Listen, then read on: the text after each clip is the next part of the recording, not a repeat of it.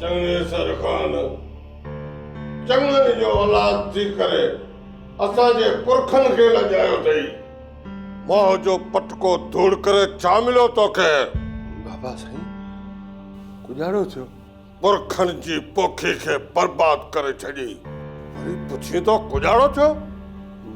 बाबा साईं सुणायो त की कयो आहे? चने सर कुड़मी बचा हूंदा आहिनि, पाड़ो नबिन खे प्यारो हूंदो आहे।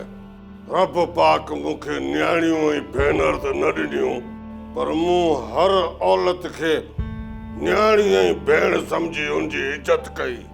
मिड़नी मोह खे इज़त ॾिनी, पर बाबा साईं सुणायो त की कयो आहे? मां पंहिंजे ज़मीर खां पुछ।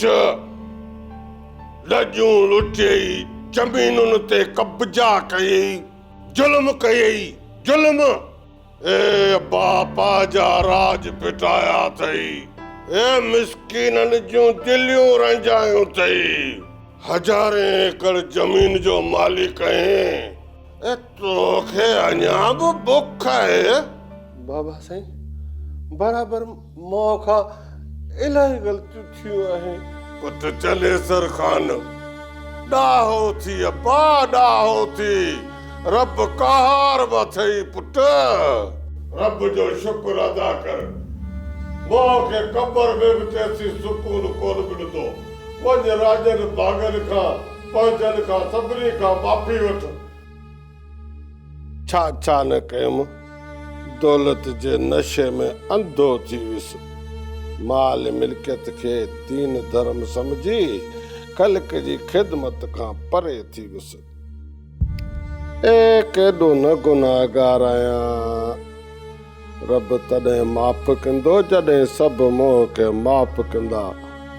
मोह खे सारंग वारनि ॾे वञणु घुरिजे, भूरे खां बि ऐं सभिनी खां माफ़ी वठणु घुरिजे। हा ईअं थो कयां। अताई डॉक्टर हाणे तूं कारे बि थो वञी सघीं, पुलिस जे घेरे में आहे। पर सुबेदार साहब मुंहिंजो ॾोह आहे। डॉक्टर तो ऐं चनेसर जी ज़ाल मिली करे ॿिनि 5 चकर हुनखे ज़हर ॾिनो आहे। पर सुबेदार साहब तव्हां मुंहिंजी ॻाल्हि त ॿुधो, मूंखे माफ़ कयो। जमादार जी सर, डॉक्टर खे गिरफ़्तार करे रखो। हज़र सर हल जमादार वठी हल। सोप सीरियल सारंग जा तमाम एपिसोड्स ॾिसो HD क्वालिटी में। विजिट करियो असांजो YouTube channel Sindh TV HD drama.